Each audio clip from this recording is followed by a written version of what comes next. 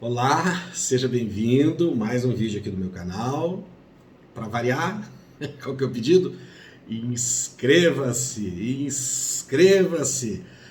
Pessoal, muito importante, né? Nós temos aí canal de fofoca, nós temos canal do Luva de Pedreiro, né? Muito talentoso aquele rapaz, aliás, mas nós precisamos de canal de conteúdo também, né? Para os nossos profissionais do agronegócio. Eu estou fazendo a minha parte aqui, estou contribuindo e quero contar com a sua ajuda. Então, se inscreva, né? E escute o conteúdo também, né? Porque é muito bom aí para a sua vida como profissional.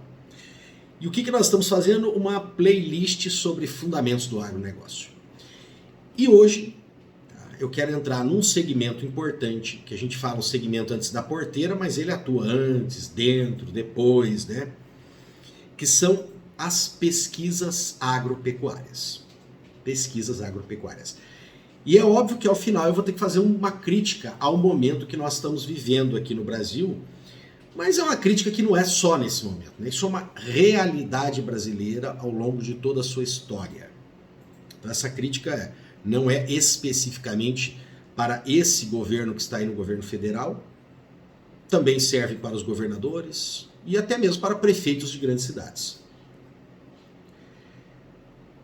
Mas a primeira coisa que eu quero abordar com vocês antes de fazer essa crítica não é ficar falando propriamente da pesquisa em si, porque todos nós sabemos que ela é importante, né? Depois eu levanto aqui alguns exemplos da importância das pesquisas, mas eu queria falar da formação de um pesquisador.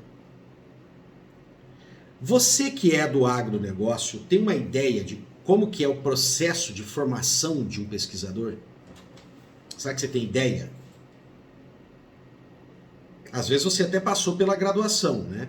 Mas com aquele foco assim, eu preciso da graduação porque eu quero ter uma atribuição legal para trabalhar, porque a nossa Constituição nos dá a liberdade de trabalharmos no que nós quisermos, né? Entretanto, há algumas profissões que elas são definidas em lei e elas fazem algumas exigências para serem exercidas. Por exemplo, a agronomia, a veterinária, a zootecnia são profissões como essa. Você precisa passar por uma graduação e para exercer você precisa ter um registro num órgão que controle esses profissionais, que faça uma fiscalização da atuação desses profissionais, como tem para advogado, como tem para médico. Mas você fez essa graduação e não se interessou muito pela pesquisa. Às vezes você estava tendo aula ali com o professor, que chique, ele é doutor, né? Mas o que é isso? É um pesquisador. Óbvio que muitos professores fazem o doutorado, até porque a carreira exige, mas ele é muito mais voltado ao ensino do que à pesquisa. O ideal na universidade é que tivéssemos professores que gostam de fazer as duas coisas. Gostam de fazer a pesquisa, mas também gostam, né? Tem vontade de estar ali junto com os alunos ensinando e inclusive transferindo aquilo que ele está pesquisando de novidade. Mas aqui o foco é falar do pesquisador especificamente. Até independente desse formalismo de mestrado e doutorado. Mas o que precisa? Bom, primeiro, a pesquisa, gente, ela é algo muito específico.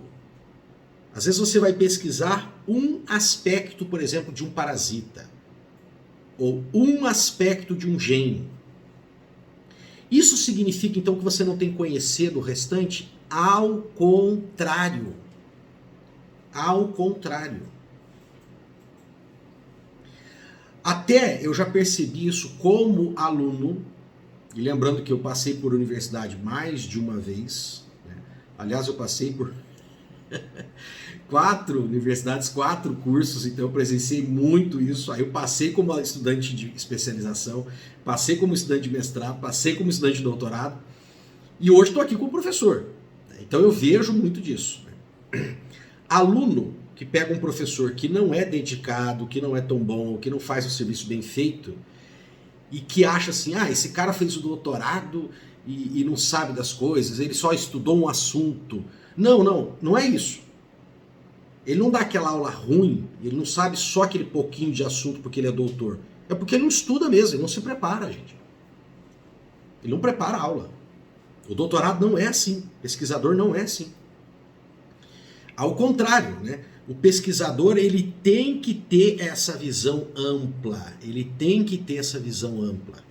Óbvio que alguns assuntos ele vai estudar mais, com mais profundidade, mas um pesquisador numa área de agronomia, por exemplo, de solos, ele tem que ter um conhecimento razoável de máquinas.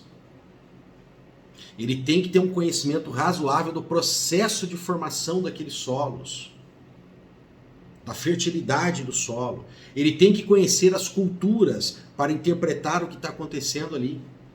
A mesma coisa o médico. O médico vai se especializar em cirurgia, mas ele tem que conhecer muito bem fisiologia. Ele tem que conhecer bem as doenças. Então é um erro imaginar que quem faz doutorado meio que fica um cara bitolado numa coisinha e emburrece nas outras. Não é para isso. Ao contrário, o doutorado tem diversas disciplinas que vão te preparar, é lógico, para você atuar mais dentro de um segmento. Mas você precisa ter essa formação geral. E tem que ser bom. Tem que ser bom.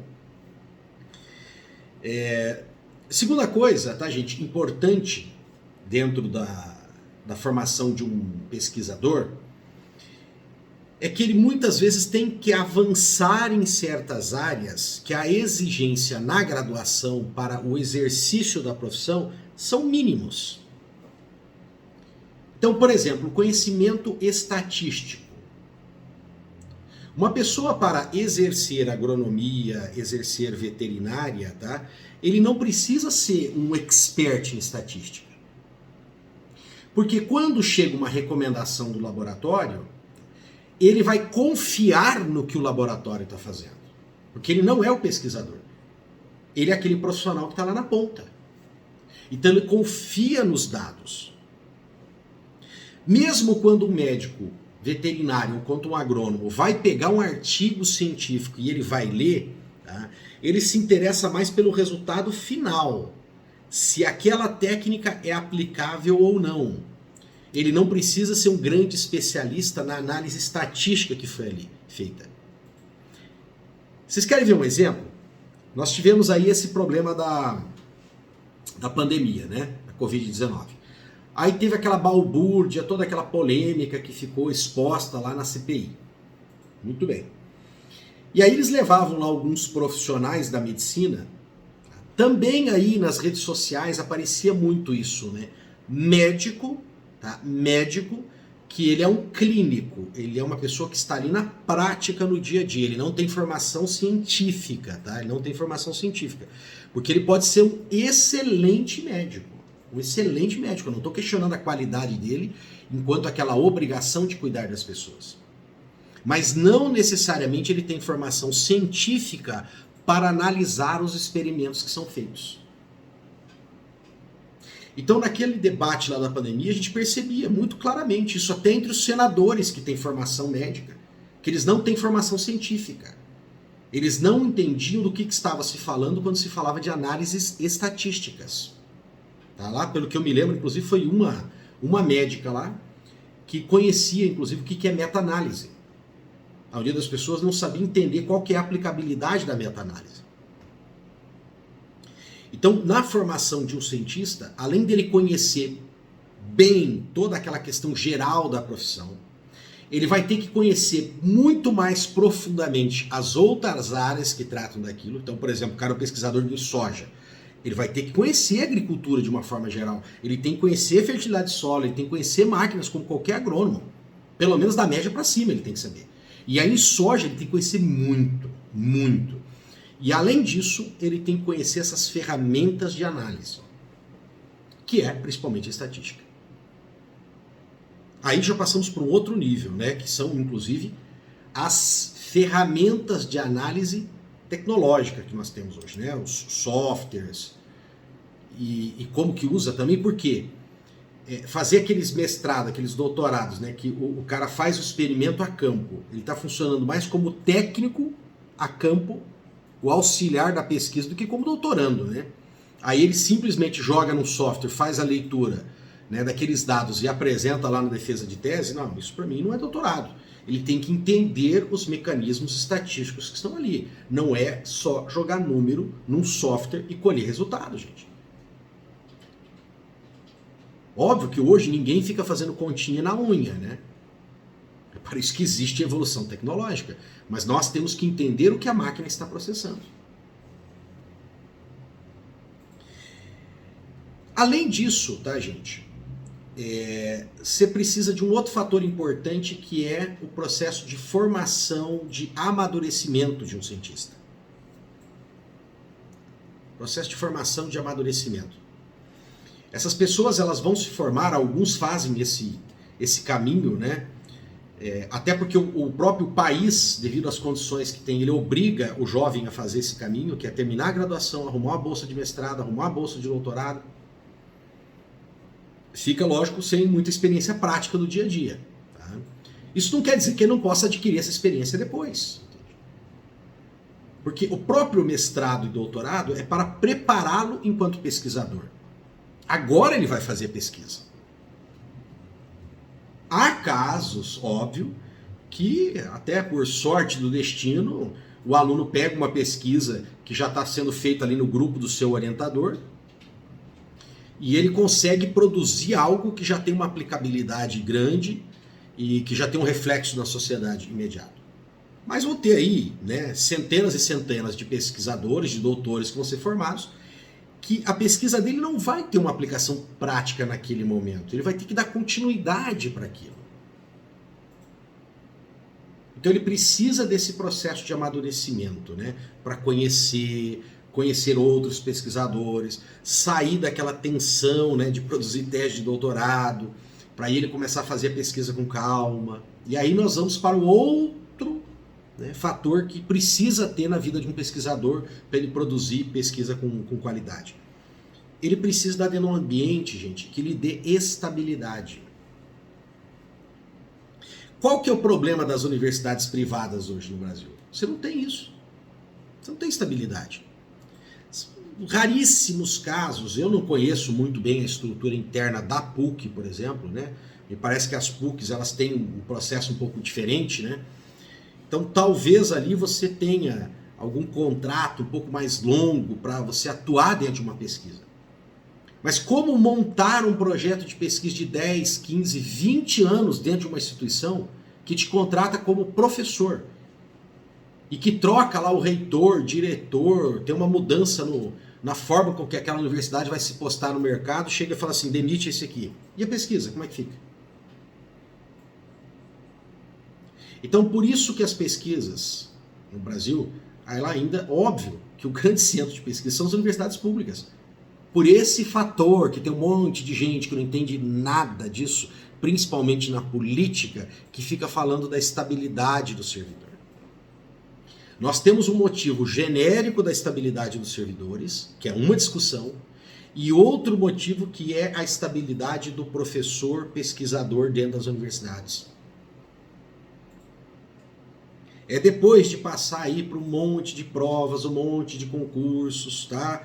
Ver muita gente arrumando um emprego bom e você se dedicando ali à carreira acadêmica, até que você faz um concurso, entra na universidade, tem que produzir de alguma forma até você conseguir entrar num bom programa, conseguir um financiamento, aí começar a fazer sua pesquisa. Cara, você já está com quase 50 anos. Aí você fala, bom, agora tem mais 10, 15 anos de trabalho na universidade, onde eu vou finalmente desenvolver o projeto da minha vida. Então, se não tiver estabilidade, para tudo isso aí, gente. Por isso, inclusive, eu peço aqui, passem isso para esses deputados que falam, né, de combater a estabilidade, porque muitos deles estão falando besteira. Talvez sejam bem intencionados, tentando resolver um problema de gasto público. Mas não adianta você tentar resolver um problema agindo da forma errada, criando um problema maior ainda, comprometendo a pesquisa, né, científica no Brasil. Nós precisamos disso. Segundo não, né? Já perdi a conta aqui, né? Outro componente importante para formarmos um pesquisador, gente, para ele poder existir como pesquisador, ele precisa estar dentro de uma estrutura. Ele precisa estar dentro de uma estrutura, gente. Essa estrutura pode custar, tá, algum pouco dinheiro. Tá? Vou mostrar aqui para vocês só um pedacinho ali, ó. Vou virando. Tá? E vocês estão vendo, ó. Isso aqui é uma fatia da minha estrutura. Tá? Isso aqui é uma fatia da minha estrutura, tá bom? É assim, é o meu guarda-roupa que eu desmontei e transformei, tá, na minha estante de livros, olha. Isso aqui é um pouquinho da minha estrutura, tá vendo? E aí vai, ó. Quem comprou isso aqui? Eu. Tá? Eu comprei isso aqui. Isso porque eu trabalho com uma fatiazinha, né, da pesquisa.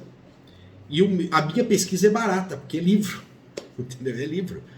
Mas existem pesquisas que são equipamentos, insumos, né? Lá no Instituto Federal mesmo, tem o pessoal lá que trabalha com óleos essenciais. Não tem como, se não tiver a máquina. E máquinas que custam 100 mil, 200 mil, 300 mil, não tem como fazer pesquisa. Então precisa ter investimento sim, gente. É lógico que uma máquina dessa não é para um pesquisador, ele acaba atendendo dezenas de pesquisadores.